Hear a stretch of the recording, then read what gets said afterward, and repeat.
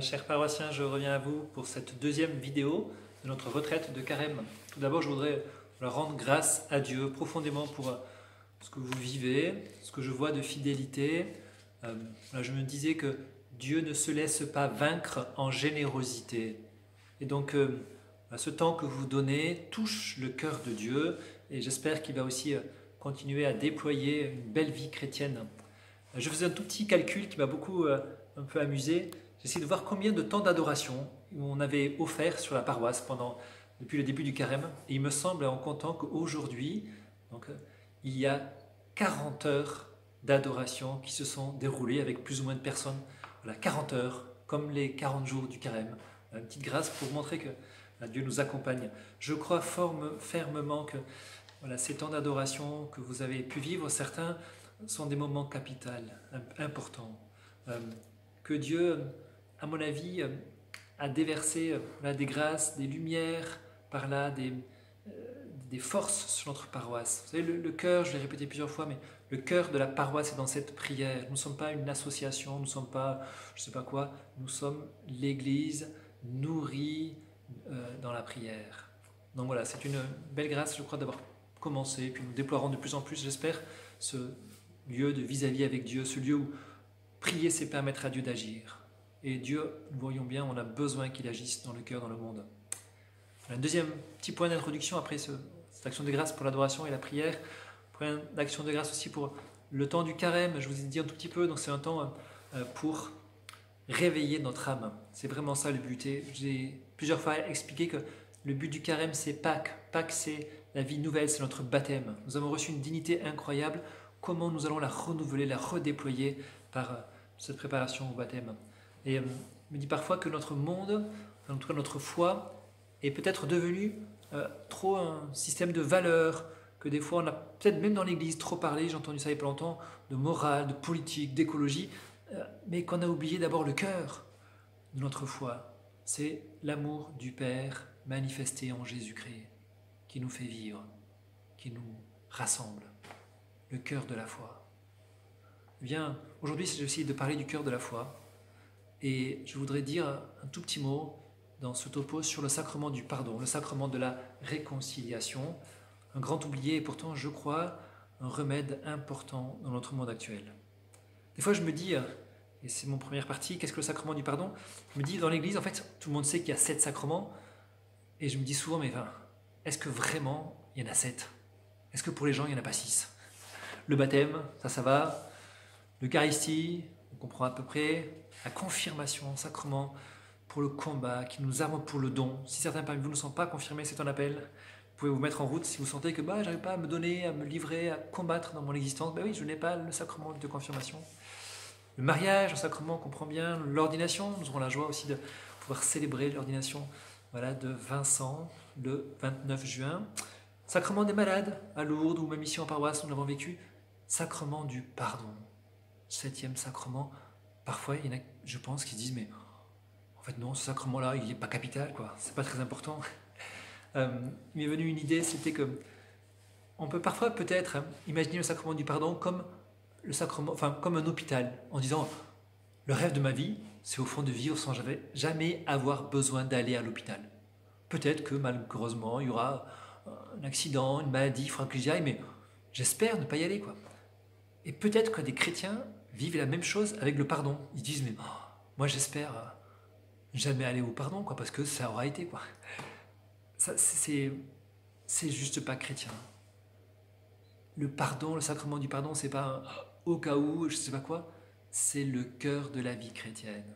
Je vis du pardon, l'Église vit du pardon. Le Christ est mort pour nos péchés, pour nous réconcilier. Voilà. Et d'ailleurs, si nous regardons un tout petit peu les textes bibliques, et l'Évangile en particulier, nous sentons bien que le pardon est au cœur et le centre de l'Évangile. Si on enlevait, je vais citer quelques passages qui sont parmi les plus belles pages de l'Évangile, tous les passages liés au pardon. La Samaritaine, quelle belle rencontre avec cette femme au puits. Zachée aussi, quelle belle page d'Évangile où Jésus descend voir Zachée. La guérison du paralytique porté par 4 hommes, qui n'est pas le cœur du message, mais je te pardonne tes péchés. Mais qui es-tu, toi? Dieu seul pardonne, Dieu seul pardonne. Le repas avec les pécheurs, je ne suis pas venu pour les juste, mais pour les pécheurs, et Jésus s'assoit à table avec les pécheurs. Le pardon donné à Saint Pierre. Pierre, m'aimes-tu? 3 fois. Pierre, m'aimes-tu? Parce que 3 fois, Pierre a renié. Parabole de la brebis perdue, du fils prodigue, extraordinaire, on l'a entendu dimanche. Parabole, le pardon donné à la femme adultère. Moi non plus, je ne te condamne pas, dit Jésus qui relève la tête quand elle est toute seule pour avoir un regard de bonté et non pas d'accusation. Ce publicain aussi, au fond de l'église, qui dit « Seigneur, prends pitié de moi, pécheur ». Alors que le pharisien dit « Mais Seigneur, je te rends grâce de ce que je suis extraordinaire ». La pécheresse qui vient pleurer, essuyer les pieds de Jésus avec ses larmes parce qu'elle a péché et qu'elle implore le pardon. Des belles pages qui disent quelque chose de notre humanité. Nous sommes des pécheurs qui avons besoin du pardon. Voilà, ces paroles de Jésus, hein, à ceux à qui vous remettrez les péchés, ils leur seront remis. Et puis le cœur, tout le cœur de l'évangile, toute la passion de Jésus, la croix, la résurrection, tout ça c'est centré sur le pardon du péché. Père, pardonne-leur, ils ne savent pas ce qu'ils font. Voilà, est-ce que toutes ces paroles ne s'adresseraient pas à nous? Est-ce que nous n'aurions rien à faire avec ces paroles et ces rencontres avec des pécheurs? Non, nous faisons partie, et c'est notre joie peut-être même, de ces personnes qui ont besoin de recevoir la joie du pardon. Voilà, donc le pardon est le cœur de l'existence chrétienne, et non pas un annexe au cas où ça ne marche pas bien. Pardon, c'est une expérience, ce sacrement en particulier, c'est une expérience de la rencontre de Dieu, du Dieu de miséricorde.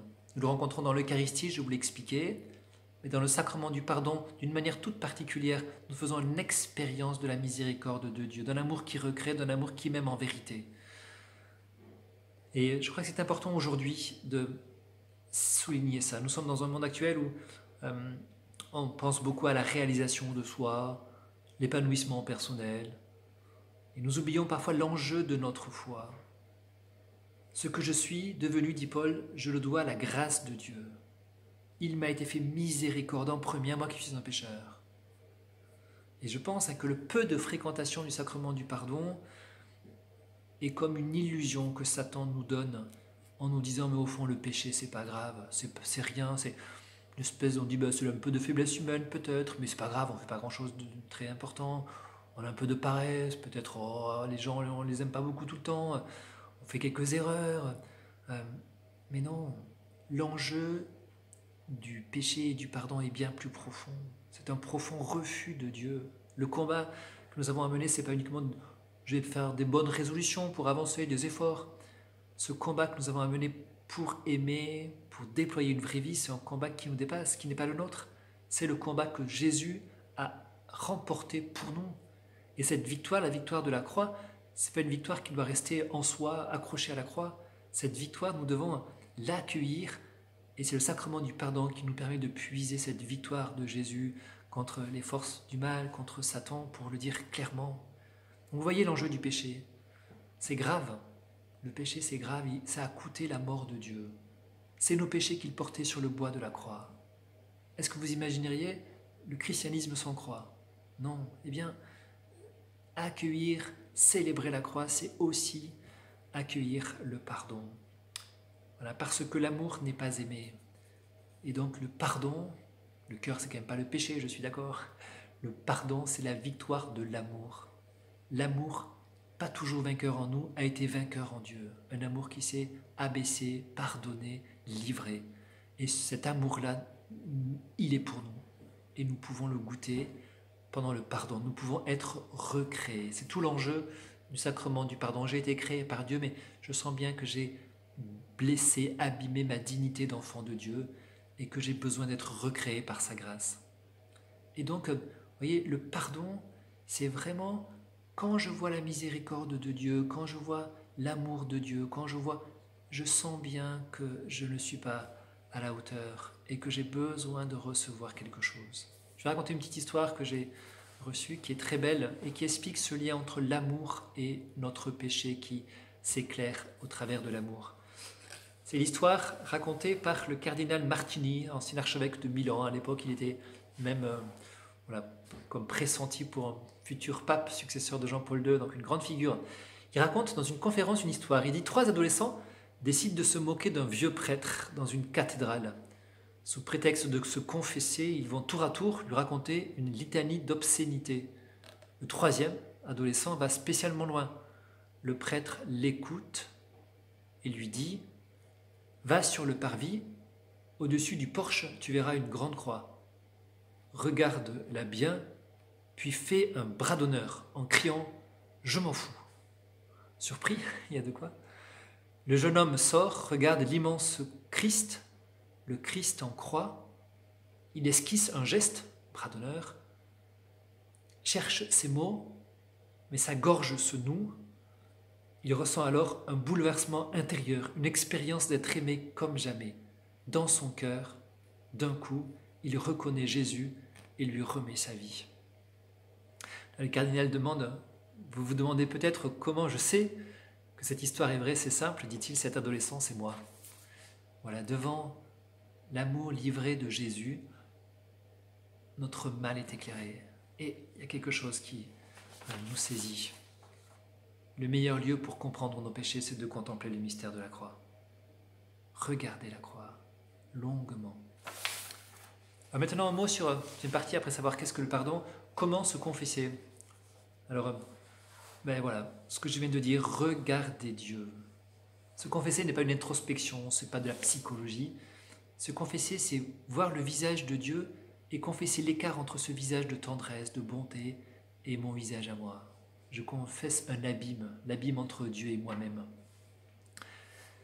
Et donc, dans cette relation, voilà, je dépose ce qui a blessé cette relation à Dieu. Le pardon n'est pas l'effacement d'une liste de péchés que j'ai mis sur un papier.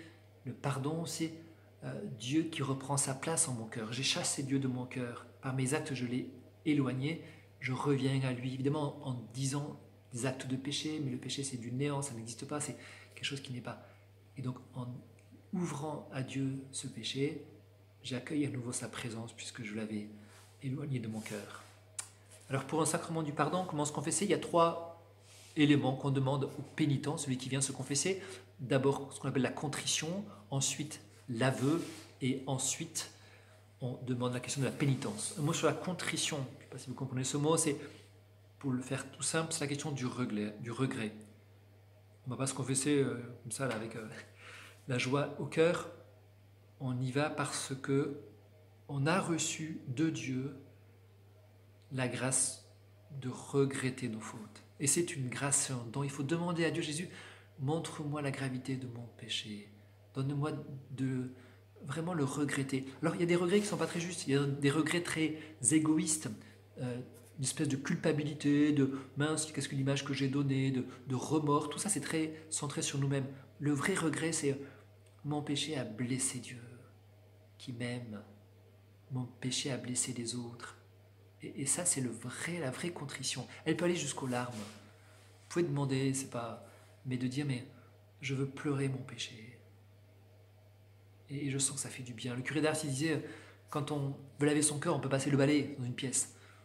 Mais le mieux, c'est de passer avec de l'eau. L'eau lave les odeurs aussi. Eh bien, la contrition, le regret, les pleurs sont une manière de laver le cœur. Un mot maintenant sur le deuxième point, après la contrition, qu'on peut demander à Dieu, c'est un point important. Je demande à Dieu un vrai regret de mes fautes, sinon ça ne sert à rien d'aller me confesser. C'est l'aveu du péché. Voilà, tout simple. Voilà, j'ai péché, j'avoue tout simplement mon péché devant Dieu. Alors, ce n'est pas une liste, j'ai bien dit ça, c'est bien une liste de péchés. Qu'est-ce que le péché? Qu'est-ce que j'avoue? Eh bien, je sentais bien que Dieu me demandait quelque chose et je n'ai pas obéi. Le péché est une relation à Dieu qui n'a pas été juste. Je n'ai pas écouté Dieu. Voici mon péché. Vous savez, les gens qui n'ont pas la foi, je le dis souvent, n'ont pas de péché. Ils font des fautes, ils ont des manquements, ils font des erreurs, mais ils n'ont pas de péché, au sens où ils ne blessent pas une relation consciente. Parce que je suis chrétien, je pêche. On confesse des actes concrets. Actes, paroles, pensées, omissions, voilà. Mais pas des tendances, on ne dit pas je suis gourmand, ça ne veut pas dire grand-chose. Actes concrets. Et puis, vous pouvez demander à Dieu, des fois. Seigneur, montre-moi, c'est quoi les vrais lieux où j'ai péché? Et Dieu va montrer des choses, parfois il y a des premières choses qui nous apparaissent, et qui ne sont pas forcément les plus graves d'ailleurs. Et puis peu à peu, d'ailleurs, on avance dans la confession, avec mois après mois, Dieu va révéler des choses dont on ne mesurait pas l'importance et qui sont bien plus capitales. Donc il y a un apprentissage du cœur à force de se confesser. Il y en a qui disent, mais moi je fais toujours les mêmes, mon Dieu, je fais toujours les mêmes. Alors, comme disait un prêtre, vous n'avez quand même pas en inventer d'autres en plus, d'autres types. Non, non. on ne fait jamais les mêmes. Alors on fait des péchés de la même sorte, mais c'est bien d'autres actes de péché matériellement, c'est des nouveaux manquements qu'on a posés. Donc voilà, peu importe que ce soit du même style, vu qu'on a de nouveau posé des actes contre ce que Dieu nous demandait. Voilà, il est bon quand on se confesse essayer aussi de chercher la racine du péché, pas uniquement le péché en tant que tel, mais pourquoi j'ai péché. Et ça permet une guérison plus profonde. Je donne un exemple. Des fois on dit, voilà, j'ai menti, mon père, j'ai des mensonges. C'est bien, mais plus profond. J'ai menti par orgueil. Je ne voulais pas manifester mon ignorance à ce sujet. J'ai menti par orgueil aussi ou parce que je n'ai pas voulu me montrer chrétien. Vous voyez, ça c'est plus profond que juste j'ai menti. Enfin, Dieu pardonne tout. Encore faut-il tout livrer. Il y a un vrai combat à livrer tout péché conscient. Parfois, certains, on a du mal à les livrer. On prend parfois l'image d'un coffre-fort avec des cadenas. Tant que je n'ai pas fait exploser tous les cadenas, je ne peux pas ouvrir mon cœur. Donc voilà, livrons simplement. Et voilà. Parfois, le prêtre sent bien qu'il est un peu déçu. Il dit, là, il y a quelque chose que la personne n'a pas encore livré. Je sens qu'elle repart avec un poids encore. Pourquoi passer par un prêtre, d'ailleurs? C'est une question qu'on se pose souvent, qu'on se pose d'ailleurs très souvent que pour ce sacrement du pardon. On ne se pose pas pour le mariage, au contraire, on est content de venir se marier devant un prêtre, voilà, ou l'Eucharistie même le baptême. Par contre, le pardon, on se demande bien pourquoi. Ben voilà, il a institué des apôtres, Jésus leur a dit, ceux à qui vous remettrez les péchés, ils leur seront remis. Donc c'est pas plus compliqué. Voilà. Mais c'est une bonté de Dieu de pouvoir passer par un prêtre. C'est une bonté de Dieu. C'est Dieu qui s'adapte à notre humanité. Nous avons besoin de concret. Dieu s'est incarné et le prolongement de l'incarnation, ce sont ces sacrements qui passent par l'humanité d'un homme. Alors on peut le craindre, dire bah, j'aime pas trop ça, mais oui, mais au moins je peux dire quelque chose. Je peux recevoir le corps de Jésus. Je peux entendre une parole, je te pardonne tous tes péchés. C'est une grâce particulière. Voilà. Évidemment, on peut aussi demander pardon pour des péchés plus simples, dans la prière personnelle, à la messe, mais il y a une grâce opérante, certaine, voulue par Dieu dans le sacrement du pardon, voilà, qui est plus forte. Que pense le prêtre? Parfois, on se demande pas grand-chose, vous savez. Je me dis très souvent que le péché ne l'étonne pas. Le péché, c'est le même depuis toujours, des générations et des générations. Le péché, c'est jamais du neuf, hein. C'est toujours de l'ancien. Par contre, Dieu crée du neuf. La charité est toujours nouvelle et elle ne nous étonne pas le péché. Je peux donner un tout petit témoignage, même si la vidéo va être un peu longue, je sens, mais je pense que je n'ai jamais eu de jugement particulier sur les pécheurs qui se sont confessés. Et au contraire, je me souviens, notamment une fois de manière très particulière, qu'une personne déposait des péchés, évidemment, mais je voyais à travers ces péchés déposés la vie de Dieu en elle. Je me disais, mais, oh, c'est incroyable, en fait elle a une foi immense, cette personne, elle a envie de vivre de Dieu en son, par la manière de donner son péché, qu'elle aime Dieu et qu'elle a envie d'avancer. Et j'ai failli tomber de ma chaise et me mettre à genoux devant elle, parce que c'est comme si je sentais une présence forte de Dieu en elle. Alors je ne l'ai pas fait, mais c'est pour vous dire, quand je me confesse, je célèbre Dieu. Quand je donne mon pardon, je célèbre déjà l'amour qui habite mon cœur de Dieu. Voilà. Plus concrète, et voilà, ça c'est le point sur le pardon. Donc, contrition, aveu, un point maintenant sur la pénitence. Normalement, le prêtre à la fin voilà, vous donne une pénitence, tout simplement. Alors, ce n'est pas une punition, ce n'est pas une contrepartie au pardon, c'est l'occasion de vous remettre en route. Oui, Dieu vous a pardonné, mais dans sa miséricorde, il vous permet même de collaborer au pardon que vous avez reçu en posant un acte particulier pour avancer. C'est une prière, c'est quelque chose qui est lié au péché que vous avez posé. Voilà, c'est une joie de pouvoir avec Dieu repartir. Aveu, contrition, aveu, pénitence. Et le prêtre, lui, que fait-il? Alors, il vous accueille au nom de Jésus. C'est pour ça que le sacrement du pardon est une prière. On commence par le signe de la croix et on finira aussi par le signe de la croix. Ce n'est pas un entretien. On n'est pas là pour expliquer des choses. Le prêtre est là pour entendre le péché. Il peut ensuite dire quelques mots, brefs, normalement, des mots pour vous encourager, pour vous éclairer sur jusqu'où la miséricorde de Dieu peut aller. Le but, c'est pas de minimiser le péché, de dire « oh, finalement, c'est pas grave ». Non, c'est dire « en effet, vous avez raison, il y a des choses qui sont vraiment des résistances à Dieu, mais et en même temps, je vois bien qu'il y a tel ou tel point qui est un lieu de lumière où Dieu veut avancer, voilà, accueillez Dieu. Donc le but du prêtre dans son topo, c'est, dans son petit partage, c'est de fortifier la foi du pénitent. De lui dire, mais ayez confiance, ayez foi dans ce que Dieu va vous donner maintenant. Voilà, de aller jusqu'au bout du cœur. Et puis le prêtre donne l'absolution, c'est le plus important. Cette prière, voilà, dont les mots lui ont été donnés, et à la fin de cette prière un petit peu longue mais très belle, il dit, et moi, le prêtre parle et moi, comme à l'Eucharistie, mon corps livré, et moi, dit le prêtre, je te pardonne tous tes péchés au nom du Père et du Fils et du Saint-Esprit. Le pénitent répond Amen pour accueillir cette grâce du salut. Voilà, 2 petits mots pour finir. Un mot sur le rythme du pardon.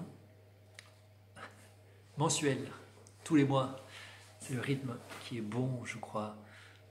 Voilà, pour plusieurs raisons, je ne vais pas me déployer, mais parce que il faut grandir dans ce sacrement. Et plus je me confesse, plus j'ai une lumière sur l'amour de Dieu, plus j'ai une lumière aussi sur mon péché, plus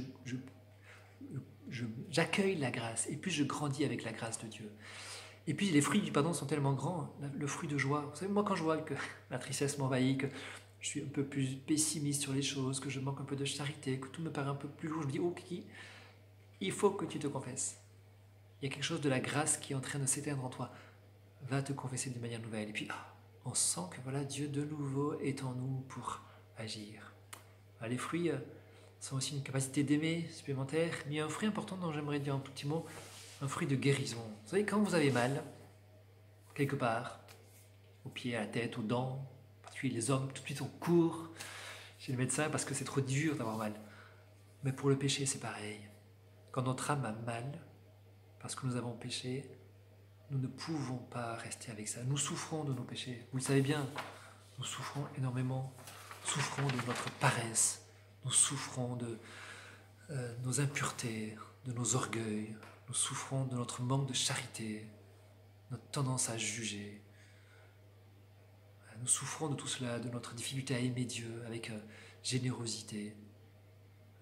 Eh bien, Dieu vient guérir ces souffrances, et puis Dieu guérit aussi nos intelligences. Le péché aveugle, le péché paralyse. Voilà. Enfin, dernier mot avant la conclusion, qui sera très très brève, un mot sur la dimension ecclésiale du sacrement du pardon. J'y tiens beaucoup. Le sacrement du pardon est un sacrement personnel. Je vais voir le prêtre, je me confesse, mais qui a une portée et une dimension ecclésiale. Ça veut dire qu'il concerne toute la communauté. Quand je me confesse, le corps entier de l'Église avance. Quand je ne me confesse pas, j'alourdis le corps de l'Église, j'empêche ce corps. Vous savez, quand le doigt est gangréné, tout le corps a du mal à avancer, à travailler. Voilà. Donc le péché concerne, et le pardon concerne tout le corps. Pour le dire peut-être plus positivement que ça, quand je vois quelqu'un se confesser et qui ressort du sacrement du pardon, je pourrais venir vers lui et lui dire merci, voilà, parce que le pardon que tu as reçu me fait du bien. Parce que tu t'es élevé vers Dieu, tu m'élèves aussi avec toi. Et puis, de l'autre côté aussi, le pardon est une dimension ecclésiale parce que nous tous aussi, nous prions pour les pécheurs. Vous connaissez l'acte que nous disons au début de la messe. Voilà. Et vous aussi, mes frères et sœurs, de prier pour moi, le Seigneur notre Dieu. Voilà, priez pour ma guérison, priez pour que j'accueille le pardon. Voilà, dernier point, peut-être sur cette dimension ecclésiale, tout petit témoignage, mais le pardon aussi renouvelle le prêtre. Vous savez, on dit que le prêtre s'use rien que quand on ne s'en sert pas. Et moi, j'ai mesuré très souvent que de confesser, parfois j'ai confessé sur de longues périodes dans certains lieux, régénère le prêtre. Parce qu'au fond, c'est comme si il était un canal de l'amour de Dieu et que voilà, ça le rénovait. Voilà, ma conclusion est toute simple, c'est une invitation. Voilà, laissez-vous réconcilier avec Dieu. Et je pense à le fils prodigue qui a péché, qui est parti, qui est pas, voilà, qui souffre. Il dit voilà, il sent la privation d'une vie en plénitude. Et il a une petite espérance. Il dit je vais revenir juste pour manger un peu, j'ai trop faim, et que Dieu me prenne comme que mon père me reprenne juste comme un ouvrier, traite-moi comme un ouvrier. Et je pense que quand on ne se confesse pas régulièrement, c'est comme si au fond avec Dieu on entrait dans cette logique-là, Seigneur, pour moi comme un ouvrier, voilà. Mais que le cœur profond, on a envie de se jeter dans les bras d'un Père. On a envie de l'accolade du Père prodigue, on la désire. Et moi, je voudrais vous inviter d'une manière toute particulière à oser vous jeter dans les bras de Dieu. Il vous attend. On n'a jamais prié pour aller se confesser, jamais, jamais. Dieu m'attend. Et je sens que mon cœur le désire. Et que cette miséricorde-là, le monde en a besoin. Dieu le désire, je le désire, mais le monde en a besoin. Vous savez, recevoir la miséricorde, c'est ensuite être porteur de miséricorde. Voilà, bien que je propose vraiment de prier les uns pour les autres, que nous ayons ce courage, humblement, de faire ce pas. Voilà, pour que la croix de Jésus ne soit pas vaine. Qu'on ne dise pas, Seigneur, ta croix, tu es mort, mais enfin, pas pour moi, hein, tu es mort pour pas quoi, les grands criminels. Mais bon, voilà, pour moi, c'est gentil d'avoir été mort sur la croix, mais voilà, pour moi, il n'avait pas besoin. Quoi. Non, non, non, non. Jésus, ta croix n'est pas inutile. Et je viens au pied de ta croix, dans le sacrement du pardon, puiser la joie du salut. Et donc, nous le célébrerons le jeudi 11 avril par un temps particulier. Il sera offert notamment de pouvoir recevoir ce sacrement individuel. Voilà, merci à vous, accueillons cette tendresse du Père.